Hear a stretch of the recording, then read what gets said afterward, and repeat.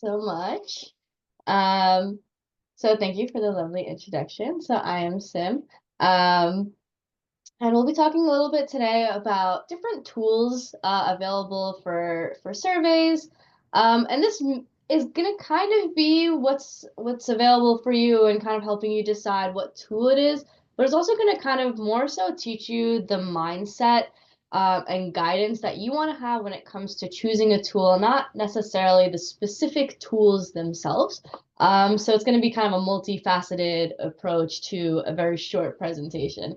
Um, cool. So before we even get started on talking about tools and things like that, I'll just walk you a little bit through about the kind of thought process behind surveys and at least what I tend to think about when even just having the concept of an idea of I want to do a survey, where do I get started? Um, cool. So the first part of it is kind of just thinking about what your target audience is going to be. So for a lot of us, that can be usually the student population, but that could also be staff, that could be faculty. And even within student populations, it could just be undergraduate students, it could be commuters, it could be residents. There's lots of different pockets that you can be interested in doing. So knowing exactly who it is you want to receive feedback from and why it is you want to get that feedback from that group of students, right? So while there are cases where getting the entire student population is really good, if you really are only interested in a certain group of folks, then it might be good to just be more targeted with your approach. And even more so than that, but we're really trying to get people thinking about is what your goals are for the survey.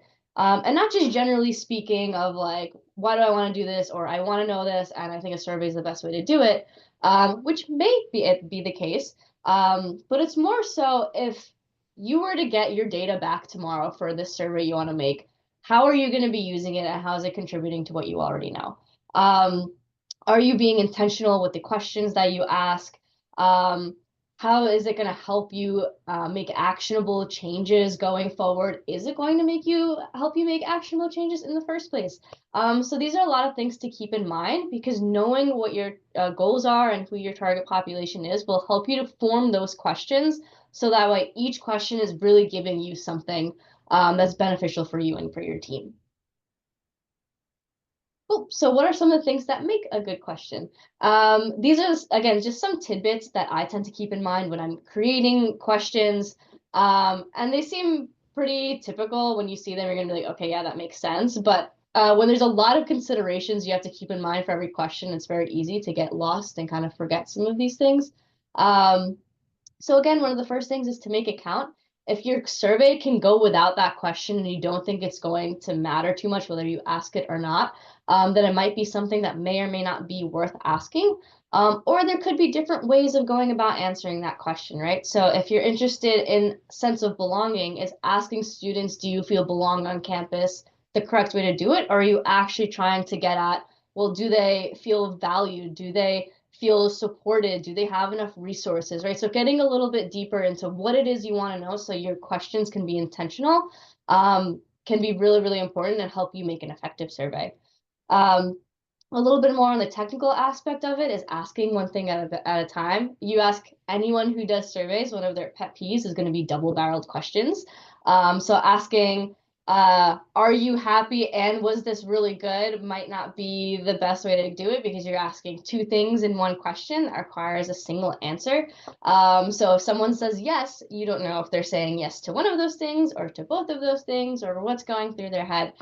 So being very clear in your question, so that way you know if I get this answer, it means this, and there's very little room for interpretation in that can help you get really good and reliable data. Along those lines, when you're making questions, you don't want to be leading in any way. You don't want to necessarily put them in any sort of state of mind to answer positively or negatively about a question. I know a lot of us are probably going in anticipating a certain answer, and it's very easy to be like, I know this is what they're going to say. Let me just ask it this way. As great as that would be, it is probably for best practices to try to get the most neutral question out there so we're getting a natural response from folks. And this can be done in a lot of ways. Like for us, whenever we're asking a satisfaction question, we ask, are you satisfied or dissatisfied with something, right? Because if you're asking just satisfaction, then you're giving only the positive version of that statement. So very minor details that come to those things. There's definitely extreme situations, but just trying to be as neutral as possible in your language can be very important. Avoiding jargon. I think I come from an academic background in psychology, so using jargon is basically forced. You have to do it in order for people to want to read your things. But for us, especially, again, we're housed in student affairs, so a lot of our surveys just kind of go out to a large group of students. So we want to avoid using terminology that's going to be like, oh, do they have to Google what that means? Because that's probably an extra step for them that they're not going to take. And again, it's going to kind of affect the credibility of their answers because they may or may not know exactly what it is that they're answering. So if you want to have confidence in their answers, we need to be confident in the way that we're creating those questions to know that they're going to know what it is we're exactly asking. Fatigue, I'm sure, is a very big one that a lot of us have to keep in the back of our minds, especially in spring semesters. There is a lot going on campus. There's a lot of events. There's a lot of, at least on our end, there's state required surveys that are going out. A lot of people are interested in getting information from graduating students or incoming seniors, so their emails are very much inundated. If our emails are bad, their emails are probably worse. Um, so in order to avoid fatigue, again, it kind of goes back to wanting to make it count. So if you are going to do a survey, if a survey is the best thing for you to be able to do right now, can we limit the amount of questions that are in it and make sure that it doesn't require high mental load on them so that way they're not getting tired? So that way you're getting good responses and also you as the researcher can have very effective analysis afterwards. So that way it kind of works both ways, right? So if we can limit a survey or kind of shorten a survey from being 10 to 15 questions to being 5 questions, maybe 6, that can make a really, really big deal in response rates. And then finally, testing it out is much more important than you may think. Even if you're redoing a survey from the previous year, making sure that if you have display logic, is it showing up properly? Is your distribution list created properly? Is things working the way they're supposed to be working? Are the spelling and grammar all good? When you're the one making it, it's very easy to just get lost in the sauce and you miss things, you have repeated words, you thought you made this question disappear and it didn't. So getting extra sets of eyes, whether that's students that are working in your office, colleagues that are in your office right next door, and you have a great connection with them to be able to say, hey, I really need you to take 3 minutes of your time right now and just run through this for me really quick. Just having someone else give some feedback for you is always really helpful. And we've also, when I've done this, I've also gotten feedback on the content itself saying, this phrasing is kind of fuzzy. I don't really know what you're saying. So that's always been really good feedback for me to know that, okay, maybe I didn't follow my own tips and tricks and I didn't avoid jargon, or maybe I didn't ask one thing at a time. So it helps to clear your mind as well when you're making a survey.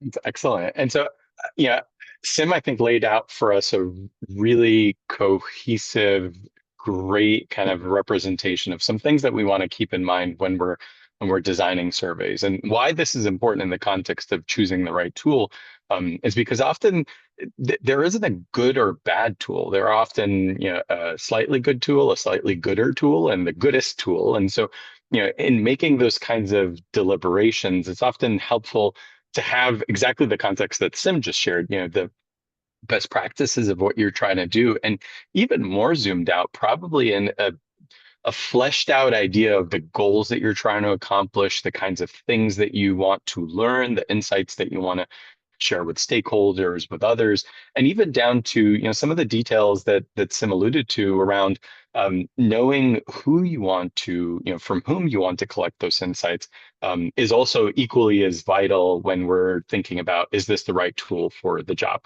And even going further in terms of thinking about the end result in mind, often something that we'll do, whether we're consulting with clients or whether we're developing our own surveys, is think about the sort of the visualization endpoint, the reporting goal that we want to try to achieve. And a good example of that We showed this during one of our earlier sessions.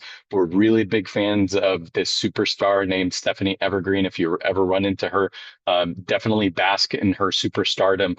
And one of the things that makes her star so super is she does such a good job of describing the kinds of considerations that you want to have relating to the data that you want to describe, the information that you want to communicate. And by considerations, yeah, I'm really hinting at visualization and other sorts of reporting considerations. But this is another good example of where knowing that you want to show something in a time series over a chronology, knowing that you want to compare one thing to another thing, or maybe compare counts of things, or compare groups of people, or show hierarchies. All of those things are going to implicate themselves when you're designing the questionnaire, when you're designing the items themselves, or the broader instrument, the kind of narrative that it drives, how it fits together, the kind of story that it's going to tell, and all of that, if we keep reverse engineering or at least connecting the bigger picture, has implications on what kinds of tools you're going to use. So again, although it might feel like we're really hitting a little bit heavy on this idea, it's really important to consider the process, the goals, the bigger picture, some of the specific deliverables that you want to generate when you're thinking about what tool is the right one that's going to deliver those pieces. Now, kind of breaking it up a little bit further, something that Sim and I do consistently is we think about ultimately, or I should say, one of the things that we act on is sort of, we obviously are looking to create a set of questions. And so we're constantly thinking about, how we design those questions. Is this the right, as Sim mentioned, is this undouble barreled enough?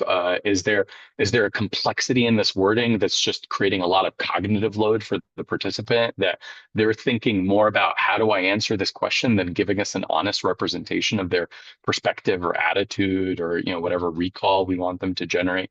And so often, again, kind of continuing that train, for us, when we're choosing, I should say, the right tool, we often really like the tool that gives us the choices to act on those best practices or considerations. And so where we start is obviously by creating the item set. So a tool that can do that really well, that gets lots of check marks in our book. And what we're showing you on this slide in particular are some of those basic check marks that we're looking for, something that can help us create and in some cases customize heavily a set of items. Something that we're also additionally fans of is if it can take a half hour of work and turn it into 15 minutes of work, that is something that we do cartwheels about. And so having preset, pre-templated, pre-considered sorts of items that maybe it's a list of gender identity anchors or labels, or a set of agreement scales, Likert agreement scales from agree to strongly, from agree to disagree, or maybe it's something more ordinal, like none at all to extremely or all the time. A lot of times it helps us having a tool that can kind of flesh a little bit of that thought process out for us. Ultimately, any survey activity, I mean, we could have the fanciest survey in the world and it's just beautiful and amazing. It's really only as good as its ability to go out and collect the data. And so some of the basic tenets that we're looking for in terms of a tool is something that can help us distribute that survey. Now, that's not always absolutely necessary. There are some tools out there where you can create your survey and grab a link, and now you can email that link, you can print it on a t-shirt, you could throw it into a QR code, and it does that distribution for you. But often what we look for, especially at the scale that we operate at, we need a tool that can do distribution in an integrated and built-in kind of way. And often also what that unlocks is our ability to segment populations, to target subsets. In some cases, we'll send a slightly different version of a survey to multiple subsets of a population within our larger population. That can help us with testing versioning. It can help us with testing labels. It can also just help us with making a survey feel personalized and customized to the individual who's receiving it. So just as an example, something that Sim's done recently that's really cool is, depending on who you are, you get a certain framing of, as a faculty member, as a student, as a graduate student, as a resident. That kind of framing in a question can help somebody think less about how to answer that question. So again, those are some of the basic tenets that we're looking for in a tool. And this one's going to seem really obvious, collecting responses accurately and securely. But as obvious as it seems, it's super important. I'll start with it accurately. There are some tools that look really shiny, but in actuality aren't doing a great job of ensuring that as soon as somebody hits submit, there is a data point that's collected. And again, that might seem like, well, you buy a car, you don't have to specify that it should have four wheels. Most cars need to have that many wheels in order to turn and stop and all of that effectively.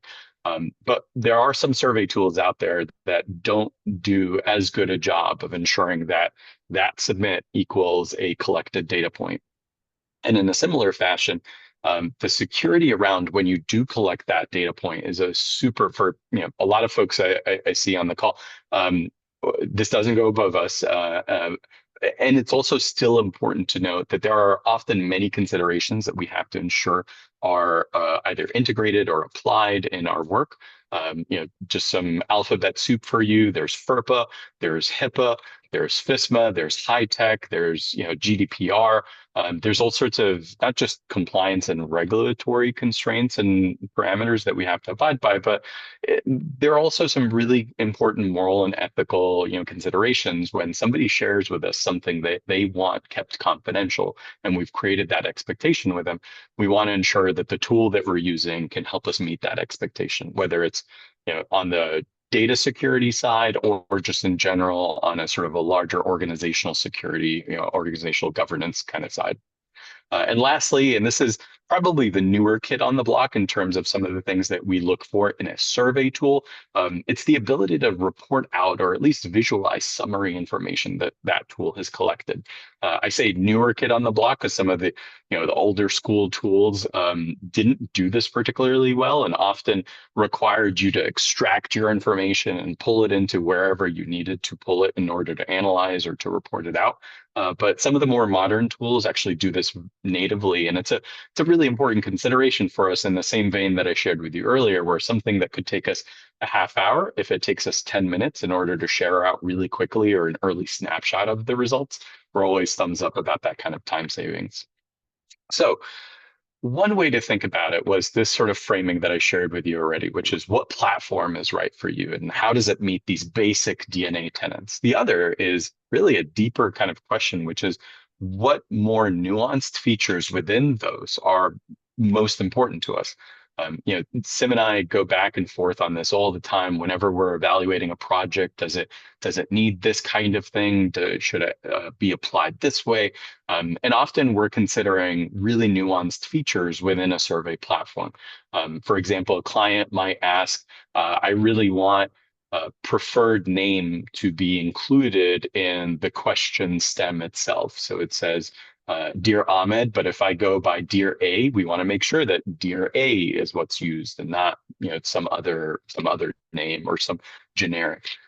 Some of these underlying features enable those sorts of things. So I won't read off the slide because it's a lot, but these are some of the thought processes that Sim and I are always considering when we're looking at not just designing a project, but ultimately deciding on which tool serves the best needs of that particular project. I know I'm a big fan of many of these, in particular the ability of what we do in this survey project to go somewhere else. If folks have heard of, and I think I saw Sean on the call, another star who has got a lot of very super associated with him, Sean and a whole host of other folks as well. We collaborate on a project called the Pulse Survey, the Campus Pulse Survey. And one of the really important aspects of this project is the ability for the survey to push data to an endpoint that then goes to some additional users, some senior folks and other folks who do something with that information. In our particular case, that endpoint is Tableau, where the survey data goes from a couple of milestones here and there, and then it winds up in Tableau, and it helps some important decision makers make some important decisions. So that's one that is particularly shiny and important to me. I know the other on my standpoint is cost and scalability. There are some tools that are freemium and some that are truly free, which hooray, there still is that in the world every now and then. But a lot of these tools are super expensive. In particular, they tend to have that expense sort of be in parity with how many features they deliver. So the more of these boxes you see checked, usually the more costly the tool. And then on that similar note, scalability. There are some tools that, if we're looking to collect information from 10 people, from 50 people, there's a set of tools that can do that really well. And then if we're looking to collect information, we sent out once we collaborated with Marcom on a survey, and we sent the survey out to 160,000 people. And many of those subsetted populations included different administration timelines. And so we needed a tool that could grow with that kind of complexity and need. And so that's another consideration. Sim, any of these on your end that you're particularly like hooray fan about? Yeah, I mean, selfishly, as a survey research analyst, survey design is probably my number one thing that I look for. And when I say survey design, I think it kind of goes back to kind of why we gave all of this preface at first. So knowing and building something out conceptually, even if it's just like you have a blank Google Doc and you're just writing down what you're interested in, and as you see it, you kind of tend to flesh it out. As you see those things, at least me personally, like I need to physically go through the thought process of if I was running this, like what is each single step that I need to be doing along the way. And that helps me to realize like, oh, well, this survey actually wasn't as straightforward as I had initially thought, because now I need certain questions to appear for certain groups of people. Kind of how Ahmed was saying with like having pipe text of like, if they're a student, I need them to get this question phrasing. And if they're a staff, I need them to get this question phrasing. Knowing what I need beforehand saves me a lot of time, because if I were to use a tool that didn't have the complexities and that I need to, that could potentially mean that I have to make two different surveys for two different populations versus a platform that can do all of that in one survey project. Um, so when it comes to just the detail-oriented features like that, always overestimate how much you actually need. So if you do decide that you need to do something like that, you're not saying, oh, well, I started with option A when I needed option C, and now I have to go to option C and redo everything that I did in A. So just in terms of efficiency for yourself and saving yourself the mental capacity of being like, I have to do this all over again. Thinking about the details of it in terms of what is it you need, why do you need it, and if there's even a small possibility that you might need to do this again in the future, what can I do right now to make that easier for myself in a year? Um, so having those things in mind really help you to decide what kind of tool might be good for you. And then knowing what tools are at your fingertips, which we'll talk about a little bit in terms of what Stony Brook first offers you, and then what other things might just be available for you. Yeah. Oh, perfectly said. And I think, again, that reminds me, this week we're spending our time loving data. And so, as much as we love data, especially this week, we in our, we're lucky enough to be in careers where we love data lots of weeks of the year. And so if any of these particularly resonate for you and you're like, hey, one day I want to do a project on this, don't hesitate to reach out to us. We have firsthand examples, experiences, triumphs, and sometimes tears that we can share with you about, any number of these things where we can give you a hint at, oh yeah, you want to use webhooks? Let me tell you some good stories around, which tools might work well and which tools you should run as fast as you can from. And speaking of tools, so we rounded out a quick list here, and just to, if there are any procurement colleagues on the call, I just want to disclaim very quickly, as an agent of the State University of New York system, I am not endorsing or pro or con against any of these vendors or potential vendors. But we have some experience with the folks that we've kind of listed on this slide, and others as well. This is a little bit of sort of a smattering of different applications that are out there that we've connected with. And so I'll just share with you on the left-hand side, Qualtrics, Google Forms, and Microsoft Forms are probably the three mainstays that are sort of freemium to many of us. These are contracts that the university maintains, and so they cost the university something. But for anybody with a net ID and password, these are accessible tools. Qualtrics, you'd go to stonybrook.edu/Qualtrics. Google Forms, that's available through your Google login.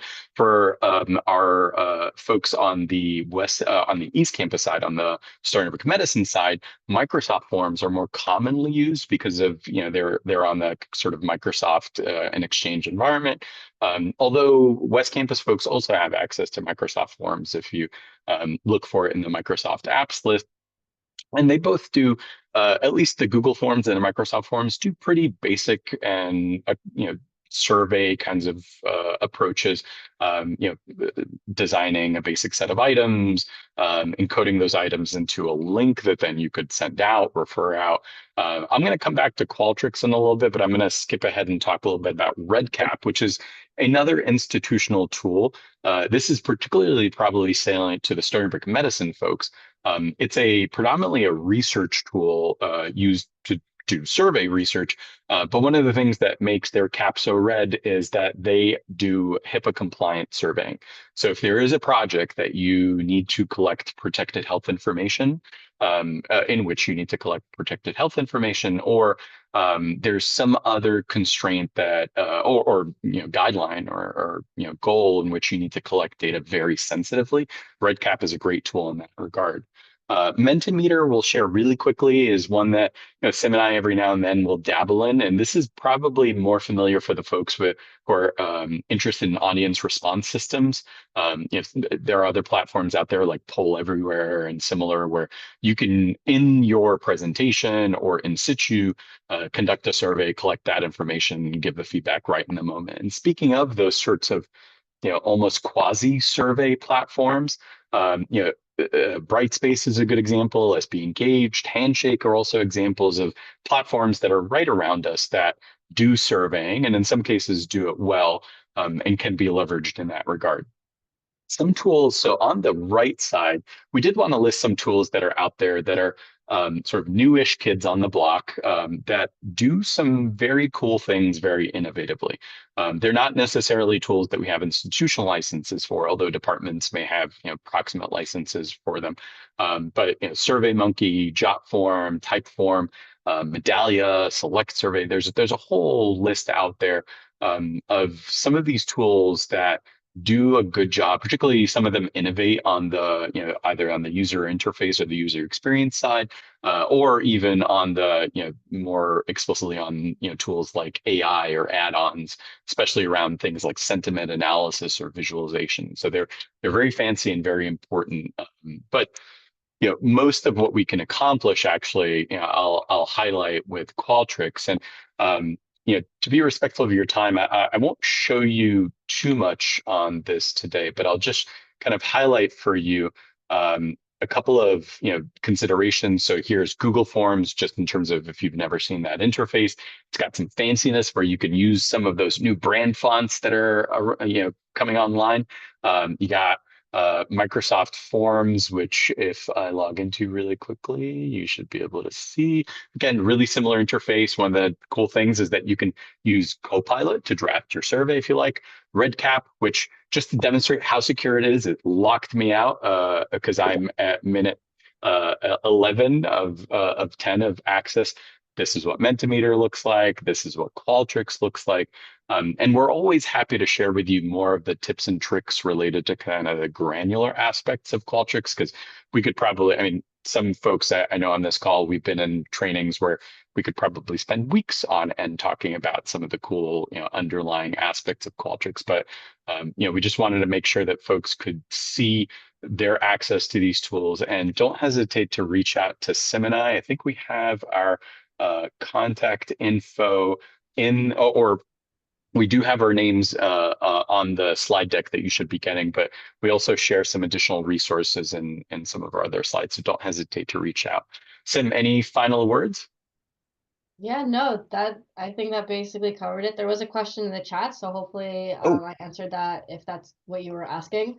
Um, but yes, please feel free to reach out. If I don't remember if our emails are on here, but if not, I'll add them on. And I think Krista can speak a little bit more. I think the recording and the slide deck gets posted, so you can feel free to download and keep that as you would like. And again, please reach out to us if you have any questions or if you just want to have a chat about what might be a good practice for you, or if you just want to know more about Qualtrics because that is the predominant platform that we tend to use.